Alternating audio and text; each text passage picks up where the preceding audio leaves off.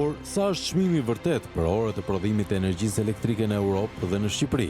Sipas grafikeve për vitin 25 dhe 26, çmimi mesatar vjetor nuk e kalon vlerën 64 euro. Por shkeljet dhe abuzimet nuk mbarojnë këtu, pasi fatura e abuzimit është edhe më e lartë. Në raportet dhe të dhënat e tregut të energjisë elektrike, pasqyrohet qartë edhe impakti i disbalancave që ka sjellë marrëveshja mes Kesh dhe Karavasta Solar. Ky shërbim në favor të Karavasta i ka kushtuar Kesh më shumë se 4 milionë euro.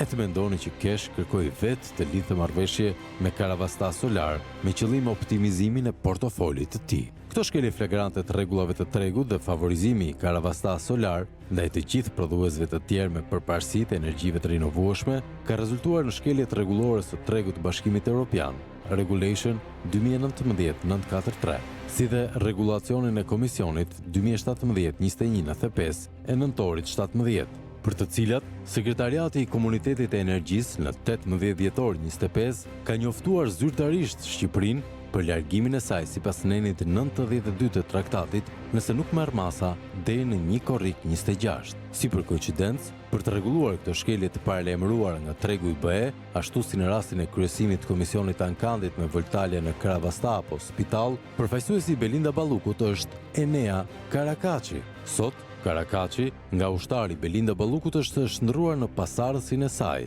e duhet menaxhojë ato 60% të buxhetit të shtetit që me sa duket ka dhënë edhe prova që ecën në gjurmët e shefes së tij. E në mos kjo kontratë për këtë park fotovoltaik është edhe auguri që e katapultoi në majat më të larta të shtetit shqiptar pa asnjë background politik apo vendimarrës më parë në strukturat shtetërore. E bashkë me të, Ergjys Verdho, një tjetër ushtari, Belinda Ballukut, firmosi kërkesën që i hapi rrugë zhvatjes së 111 milionë eurove nga taksat e shqiptarëve. Ndaj dhe SPAK do të mjaftoj me hetimin e rolit të këtyre dy personazheve për të arritur deri tek urdhëruesit e tyre. Por ndërsa Karakaçi i Ballukut duhet të ndreqë problemet, në këtë periudhë shqiptarët kanë parë se si kryeministri Edi Rama vlerësoi para çdo fushate nga presidenti i Francës Emmanuel Macron për marrëdhënien e mirë mes tyre, por edhe për punët e mira që Edi Rama po bënte. Madje Macron nisi shumë shpejt kuptohet me shqiptarët në gjuhën e tyre. Ede per Shqiperin, populin shqiptar, per liset linjusta e kaste veçanta që na bashkojnë, te per Evropën që dërtojnë me bashka.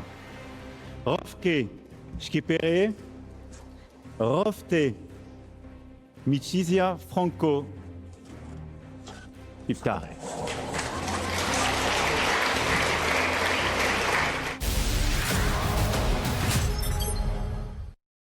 A është bler influenca ndërkombëtare edhe mbështetja ndaj Edi Ramës nga ana e Emmanuel Macron me një kosto prej 111 milion eurosh në kurriz të shqiptarëve? Këtë nuk mund të themi ne. Por duhet ta vlerësoni ju të nderuar shikues, siç SPAK dhe institucionet e drejtësisë ta hetojnë dhe gjykojnë, dhe mbase, kjo s'ka për të marrë vesh kurrë, por ama një gjë është e sigurt. Dëmi i shkaktuar buxhetit të shqiptarëve nga kjo kontratë është 111 milion euro, ndoshta edhe më shumë. Dhe për këtë do duhet dikush që të mbajë përgjegjësi. Dhe institucionet e drejtësisë të veprojnë sa nuk është vonë, pasi çdo vit që kalon fatura vijon dhe shtohet. Por deri atëherë, lutuni që kryeministri Edi Rama të mos na shpall më eksportues energjie apo të njoftojë ndonjë krizë të radhës, sepse pas saj do të jetë sërish një tjetër projekt, qindra miliona euro në dëm të xhepave tuaja.